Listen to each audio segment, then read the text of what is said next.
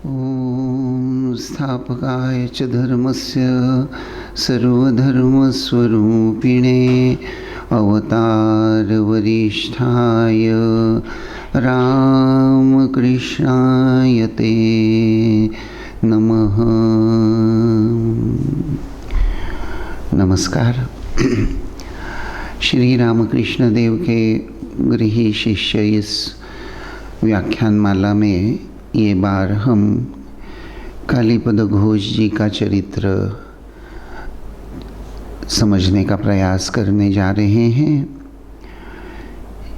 जो अनंत है उस अनंत ईश्वर को, या यूं कहिए जो अनंत है वह ईश्वर इस छोटे से मानव देह में अपने आप को बंदिस्त कर मनुष्य जैसा आचरण करता है, यह एक बड़ी अद्भुत सी बात महसूस होती है।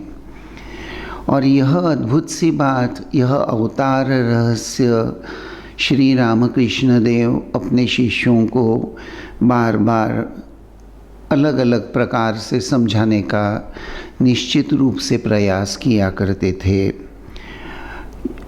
श्री रामकृष्ण देव कहा करते थे, जो तारता है, जो तारणहार है, वही अवतार हैं।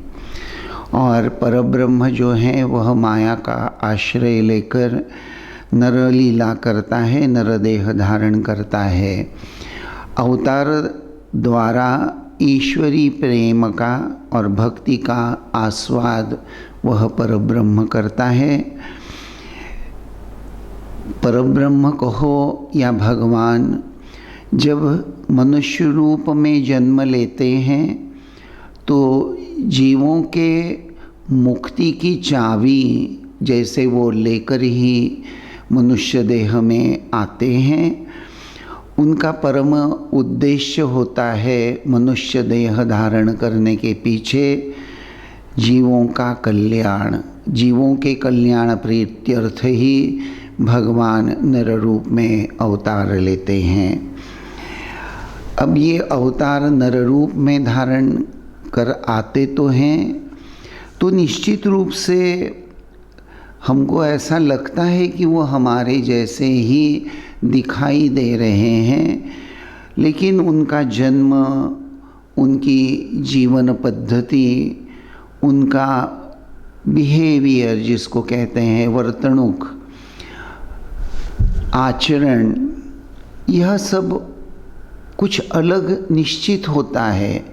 ऊपरी ही ऊपर अगर उनकी तरफ देखें तो बहुत बार वह सर्वसाधारण मानव समाज के रूप में कुछ समान नज़र आता जरूर है, लेकिन अगर ज़रा पैनी नज़र से देखें तो समझ में आता है कि इनका जीवन कुछ अलग है। और इसीलिए भगवान श्री कृष्ण स्पष्ट रूप से यह बोल देते हैं कि यह जो अवतार होते हैं, जिनका जन्म भी दिव्य होता है, जिनका कर्म भी दिव्य होता है, और मनुष्य को अपने सामान्य जीवन को दिव्य किस प्रकार किया जाना चाहिए, कर सकते हैं, यह सिखाने के लिए ही ईश्वर जैसे नर रूप में आते हैं। सज्जन, दुर्जन, सात्विक, पापी, पतित, मद्यपी, सभी के प्रति अवतार के अंतःकरण में करुणा होती है। और सभी भक्तों को यह भवसागर पार करने के लिए अवतार पुरुष अपना हाथ मदद के लिए आगे बढ़ाते हैं। श्री रामकृष्ण देव का चरित्र यही बात हमको स्पष्ट रूप से समझाता भी है। कभी कभी ऐसा होता था कि श्री रामकृष्ण देव मद्यपी और पतित लोगों को काफ़ी अपने नज़दीक आने देते हैं, अपने संस्पर्श में आने देते हैं, और उनकी सहायता के लिए बहुत उद्विग्न रहते हैं। अंग्रेज़ी में जिसको ईगरनेस कहते हैं, तो श्री रामकृष्ण देव को इस प्रकार मद्यपी और पतित लोगों की सहायता करने के लिए बड़े ही उद्विग्न देखकर कभी कभी जिसको हम ऑर्थोडॉक्सी कहते हैं, धर्मनिष्ठ ऐसे जो संकुचित प्रवृत्ति के और ऐसे जो कुछ समाज में लोग होते हैं, तो ये लोग अक्सर श्री रामकृष्ण देव की इन बातों को लेकर बहुत टीका टिप्पणी भी करते थे, निंदा किया करते थे। उनको ये पसंद नहीं आता था कि मद्यपी और पतित लोगों को श्री रामकृष्ण मदद कर रहे हैं। लेकिन बात तो यही है कि अच्छा सद्गुणी इंसान जो है उसको तो मदद करने के लिए सभी प्रस्तुत होते हैं, लेकिन दुर्गुणी लोगों के, पतित लोगों के अंतःकरण में बसे हुए कुसंस्कारों को संपूर्ण तरह दूर करके उनको आध्यात्मिक उन्नति की दृष्टि से एक नए सांचे में ढालना, उसके लिए बहुत बड़ी शक्ति लगती है। और वह शक्ति सिर्फ एक तरह से कहो तो अवतार में ही होती है। कालीपद घोष ऐसे ही मार्ग भ्रष्ट और मद्यपी पतित ऐसे एक व्यक्ति थे। अनैतिकता और दारूबाजी जैसे उनके जीवन के अविभाज्य अंग बन गए थे। ऐसे कालीपद घोष जब श्री रामकृष्ण देव से मुलाकात करने आए, उनके एक घनिष्ठ मित्र थे जिनका नाम गिरीश चंद्र घोष हैं। गिरीश चंद्र घोष और कालीपद घोष, इन दोनों को रामकृष्ण लीला में जगाई मघाई करके पुकारते हैं। अगर आप चैतन्य महाप्रभु का जीवन चरित्र, चैतन्य चरितामृत अगर पढ़ेंगे तो वहाँ जगाई मधाई का वर्णन आता है, जो दुर्गुणों के पुतले थे, जो चैतन्य देव महाप्रभु के कृपा से एक नया आध्यात्मिक जीवन लेकर उज्जवल हो उठे। ठीक उसी प्रकार गिरीश चंद्र घोष और कालीपद घोष, ये दोनों ही एक अलग भूमिका इस रामकृष्ण लीला में निभाते हैं। तो गिरीश चंद्र घोष और कालीपद घोष बड़े घनिष्ठ मित्र, और ये दोनों ही श्री रामकृष्ण देव के दर्शन के लिए आए। विशेष करके गिरीश चंद्र घोष, उन्होंने आग्रह किया, इसीलिए कालीपद घोष श्री रामकृष्ण देव को मिलने के लिए आए। और उसका वर्णन श्री रामकृष्ण देव के सन्यासी शिष्य स्वामी अनुभूतानंद जी महाराज, उन्होंने अपने संस्मरण में बड़े ही सुंदर ढंग से उसका वर्णन किया है, पिक्चरस्क्यू वे। तो अद्भुतानंद जी महाराज वर्णन करते हुए कहते हैं कि एक रात गिरीश चंद्र घोष और कालीपद घोष ठाकुर के यहाँ दक्षिणेश्वर पधारे।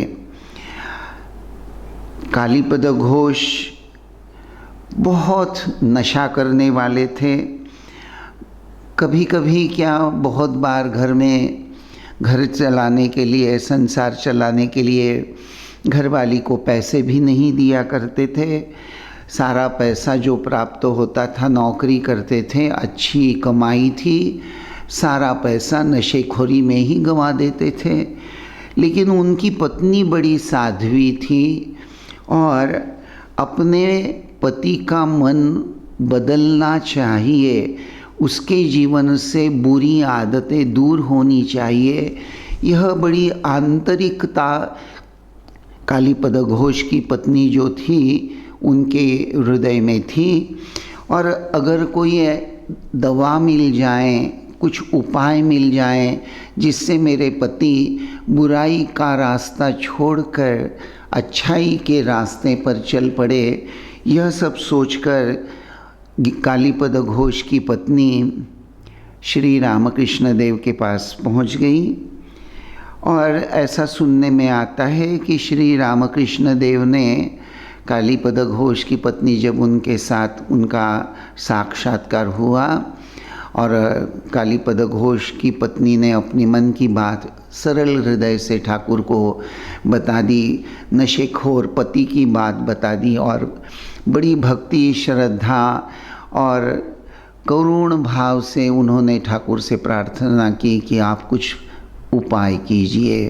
तो ठाकुर ने, ऐसा वर्णन आता है कि ठाकुर ने कालीपद घोष की पत्नी को श्री श्री माँ शारदा जी के पास भेज दिया।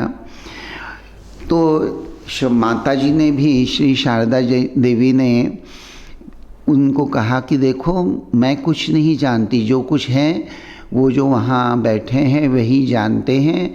तो इस कदर शारदा देवी ठाकुर के पास भेज दिया करती थी और ठाकुर फिर से उसको समझा बुझा कर माँ शारदा के पास ही उनको भेज दिया करते थे। तो ऐसा वर्णन आता है कि अंत में माता जी ने अपनी जो उनके कमरे में वे जो भगवान की पूजा करती थी उसमें जो बिल्व पत्र चढ़ाती थी, वहाँ से एक बिल्व पत्र निकाल कर उस पर ठाकुर का नाम लिखकर वह बिल्व पत्र माता जी ने, श्री शारदा देवी ने कालीपद घोष के हाथ में दिया और कहा कि बस इनको, इसकी पूजा करना और उनके नाम का जप करना। और इस कदर 12 साल गुजर गए। कालीपद घोष की पत्नी 12 साल तक यह बिल्व पत्र की पूजा और नाम जप की साधना करती रही, जिसका ही परिणाम था कि कालीपद घोष ठाकुर के पास पहुंच गए। गिरीश चंद्र के साथ कालीपद घोष जब ठाकुर के यहाँ आए, उस प्रथम मुलाकात का वर्णन आता है। ठाकुर ने साफ शब्दों में बोल दिया, 12 साल तक इस आदमी ने अपनी पत्नी को बहुत बहुत तकलीफ़ दी हैं। जैसे ही यह बात ठाकुर ने कालीपद घोष को देखते ही बोल दी, कालीपद घोष घबरा गए और उनको ऐसा लगा कि सबके सामने ठाकुर और भी कुछ ज़्यादा बोल न दे। लेकिन ठाकुर ने कुछ ज़्यादा कहा नहीं। वैसे उस वक्त वहाँ ज़्यादा लोग भी नहीं थे, रात्रि का समय था। गिरीश के साथ ठाकुर आए थे और ठाकुर ने उनसे पूछा, क्या चाहते हो? तो कालीपद घोष इतने बेशर्म थे और नशेखोरी में इस कदर डूब गए थे कि उन्होंने, ठाकुर ने जब पूछा कि क्या चाहिए, तो कालीपद कहने लगे कि क्या थोड़ी दारू मिल सकती है? तो स्मित हास्य करते हुए श्री रामकृष्ण कहने लगे कि हाँ हाँ, मैं ज़रूर तुमको दे दूँगा, लेकिन मेरे पास जो दारू है वह ज़रा स्ट्रॉन्ग है, बड़ी ज़बरदस्त है। मुझे ऐसा लगता है कि उस दारू को तुम झेल नहीं पाओगे, तुम्हें सहन नहीं होगी वह। अब कालीपद घोष को उन्होंने ठाकुर के शब्दों को बिल्कुल शब्दशः उसका अर्थ लिया और बिल्कुल बेशर्मी से पूछा कि क्या विलायती दारू हैं? अगर हैं तो थोड़ी दीजिए, मेरा कंठ सूखा जा रहा है। तो हंसते हंसते श्री रामकृष्ण देव ने कहा कि भाई विलायती नहीं, असल देसी माल हैं, लेकिन ये कोई ऐसे ऐरे गैरे को तो मैं दे नहीं सकता, क्योंकि सबको यह सहन भी नहीं होने वाली। तो एक बार अगर मैं जो दारू दूंगा उसको अगर कोई प्राशन कर लेता है, तब तो उसको अन्य कोई दारू अच्छी ही नहीं लगती। विलायती दारू तो उसको बहुत ही नॉर्मल डाइल्यूट पानी की तरह लगती है। तो ठाकुर की यह बात सुनकर कालीपद जरा चकित भी हो गए और ठाकुर ने फिर आगे कहा कि विलायती दारू को छोड़कर जो दारू मैं तुमको देने वाला हूँ या देना चाह रहा हूँ, क्या तुम लेने के लिए रेडी हो, प्रस्तुत हो? कालीपद घोष थोड़ी देर तो चिंता में डूब गए, क्योंकि इस कदर उन्होंने कभी सोचा नहीं था, कल्पना नहीं की थी कि दक्षिणेश्वर का देवस्थान और वहाँ जाकर इस प्रकार कुछ घटना होगी। स्वाभाविक है, कोई भी इंसान उसके मन में कुछ संदेह कहो या चिंता तो जागृत हो ही जाएगी। तो कालीपद घोष कुछ चिंता में डूब गए, थोड़ा सोचने लगे, और सोचने के बाद उन्होंने ठाकुर को कहा, मुझे ऐसी दारू आप पिलाइए जिसका नशा सारे जीवन भर छाया रहे, वो कभी कम न हो। और उसी समय जैसे ही कालीपद घोष ने यह बात कही, उसी समय ठाकुर ने उनके शरीर को छाती पर स्पर्श कर लिया, शरीर को स्पर्श किया, और ठाकुर के उस स्पर्श से एक अद्भुत प्रभाव कालीपद घोष के हृदय पर छा गया, और देखते देखते कालीपद घोष रोने लगे। और उनको शांत करने का जितना प्रयास किया जा रहा था वह शांत नहीं हो रहे थे। उनका वह रोना बहुत देर तक चालू रहा। अब यह रोना क्यों, यह सब क्या है, यह सब बातें हम कालीपद घोष का जब गहराई में थोड़ा चरित्र अध्ययन करेंगे तो निश्चित रूप से हमें वे सब बातें समझ में आएगी। कालीपद घोष, इनका जन्म 1849 में कलकत्ते के श्यामपुकुर एरिया में हुआ था, और इनके पिताजी का नाम गुरु प्रसाद था, और गुरु प्रसाद काली माता के बड़े भक्त थे, बड़े धार्मिक प्रवृत्ति के थे, और उनका खुद का अपना जूट का व्यवसाय भी था। और लेकिन बात ऐसे हुई कि कालीपद जब स्कूल में पढ़ाई कर रहा था, लगभग 8वीं कक्षा में था, तो घर की आर्थिक परिस्थिति शायद कुछ इतनी अच्छी नहीं थी। इसीलिए पिताजी ने, कालीपद घोष के पिताजी ने उनको स्कूल से निकालकर messrs John Dickinson and company, इस नाम से कलकत्ते में जो एक ब्रिटिश कागज़ की कंपनी थी, बिजनेस था, वहाँ उनको नौकरी पर रख दिया। और इसी तरह से हम देखते हैं कि कालीपद घोष बहुत ज़्यादा पढ़े लिखे नहीं थे, लेकिन वे बहुत बुद्धिमान थे, बहुत कर्म कुशल थे, और इसीलिए अपने कर्म कुशलता और बुद्धि के आधार से कंपनी में वे धीरे धीरे बहुत ऊंची पदवी पर पहुंच गए, और बड़ी इम्पोर्टेंट पोस्ट वे हैंडल करते थे। उनका कद काफ़ी ऊंचा, उनका शरीर बड़ा मजबूत, वर्ण से सांवले से, आंखें बड़ी बड़ी, बड़े ही तेजस्वी और प्रसन्न मुखमंडल के कालीपद घोष और गिरीश चंद्र घोष, ये दोनों मित्र, और ये दोनों ही जब प्रथम श्री रामकृष्ण देव के पास आए कालीपद घोष, तो श्री रामकृष्ण देव की वाणी और उनके व्यक्तिमत्व से बहुत प्रभावशाली हो गए। उनका प्रभाव कालीपद घोष पर छा गया, और पुनर्दर्शन की, श्री श्री ठाकुर के पुनर्दर्शन की एक बड़ी ही जोरदार आकर्षण की भावना उनके हृदय में जाग उठी। अगर हम श्री रामकृष्ण देव के चाहे सन्यासी शिष्य हों या गृही शिष्य हों, इनका चरित्र का जब अध्ययन करते हैं तो अक्सर यह कॉमन बात नज़र आती है कि ये सभी लोग श्री रामकृष्ण देव के दर्शन के लिए जब प्रथम ही पहुंच गए, प्रथम दर्शन जब उनको ठाकुर के साथ हुआ, तो प्रथम दर्शन से ही ठाकुर के प्रति एक बहुत ही गाढ़ा प्रगाढ़ ऐसा आकर्षण हर कोई महसूस किया करते थे।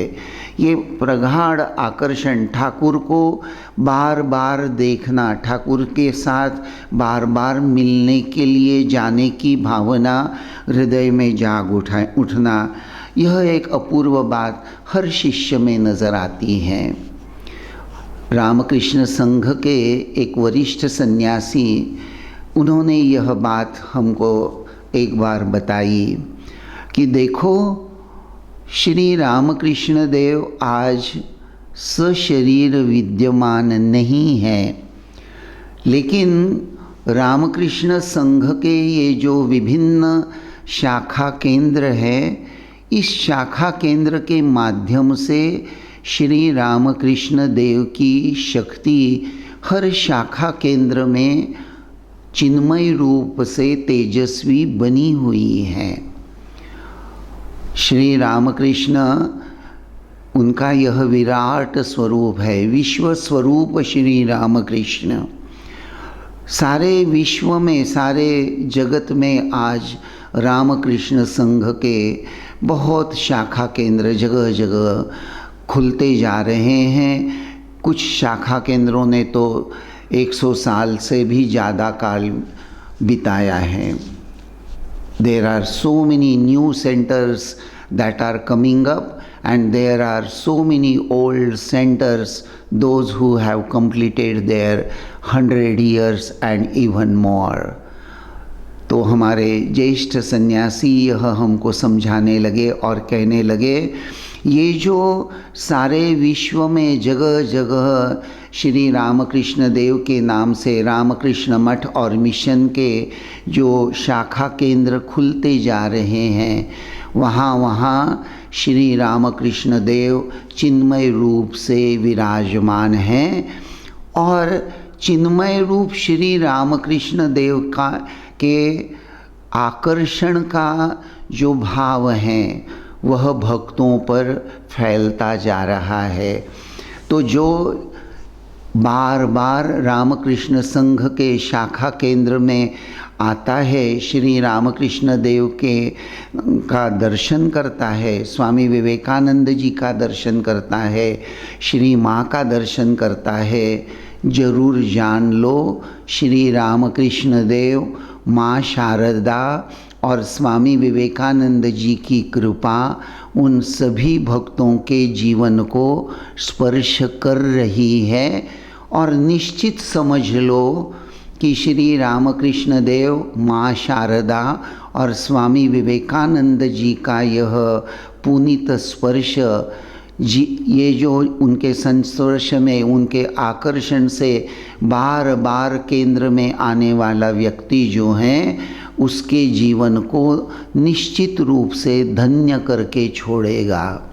श्री रामकृष्ण देव के शक्ति का यह अपूर्व प्रभाव उस समय भी जब श्री रामकृष्ण देव दक्षिणेश्वर में थे, उस समय जैसे लोग महसूस करते थे, उसी प्रकार आज भी वह शक्ति उतनी ही सक्रिय है।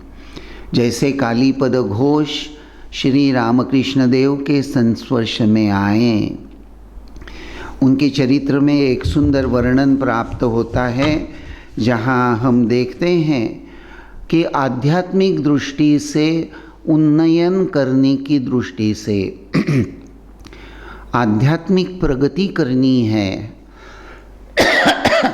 सर्वसाधारण ऐसा होता है कि आध्यात्मिक उन्नति करना है तो निश्चित रूप से सद्गुणों को पकड़कर दुर्गुणों का त्याग करना या दुर्गुणों को छोड़ने का पुरुषार्थ हर व्यक्ति को करना ही पड़ता है। एक तरफ जैसे सद्गुणों को जीवन में लाना, तो दूसरी तरफ दुर्गुणों को त्यागने की पराकाष्ठा करना, संपूर्ण शक्ति के साथ प्रयत्न करना। कालीपद घोष, इनका अगर हम चरित्र देखते हैं तो संसार में निर्लिप्त भाव से निवास करना, the power of non attachment. वैसे हर मनुष्य में यह power of attachment and power of detachment समान रूप से विद्यमान होती हैं, जिसको टेक्निकली हम कहते हैं आसक्ति और अनासक्ति। तो अनासक्ति यह आध्यात्मिक दृष्टि से, आध्यात्मिक उन्नति के दृष्टि से बहुत ज़रूरी मानी जाती हैं। तो कालीपद घोष जब श्री रामकृष्ण देव के संपर्क में आए तब वे अपना जीवन सुधारने की चेष्टा, प्रयत्न करने लगे। आध्यात्मिक जीवन के अधिकांश साधकों की भांति कालीपद भी कभी कभी वैराग्य को पकड़कर चलते तो कभी कभी प्रलोभनों के द्वारा परिचालित हो जाते। यानी उनकी नैया ऐसे हिचकोले खाती, कभी मन भक्ति भाव से भरपूर हो जाता तो कभी कभी यह सांसारिक आकर्षण इतना प्रभावशाली हो जाता कि कालीपद घोष फिर से नशाखोरी में भी लग जाते थे। तो इस तरह से उनकी यात्रा, ये जैसा मैंने अभी कहा कि कभी इस पगडंडी पर कभी उस पगडंडी पर, दोनों तरफ जैसे चलना चाह रही है।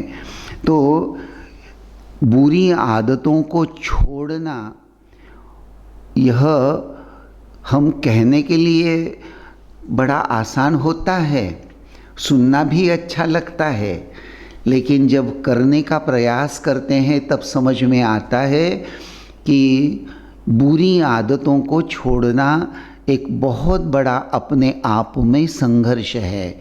आध्यात्मिक उन्नति तो हम छोड़ देते हैं, अलग बात है, लेकिन वैसे भी अगर कोई कहे कि मैं अपने दुर्गुणों को छोड़ना चाहता हूँ तो निश्चित रूप से समझना चाहिए कि उसके जीवन में वाकई सकारात्मक कुछ होने वाला है।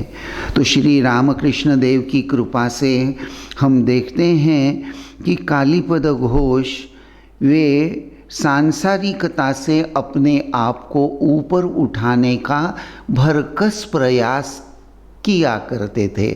कभी कभी कुछ हद तक सफल हो जाते थे, लेकिन फिर बात ले देकर उसी पुरानी आदतों की ओर उनका झुकाव चला जाता था और फिर वही बात, हाँ, फिर वही शाम, वही गम, वही तन्हाई, वही संसार, उसी को लेकर कालीपद घोष ऐसे जैसे वह पेंडुलम, घड़ी का पेंडुलम होता है ना, दोनों तरफ लेफ्ट एंड राइट चलते रहता है, कालीपद घोष के जीवन में हम देखते हैं।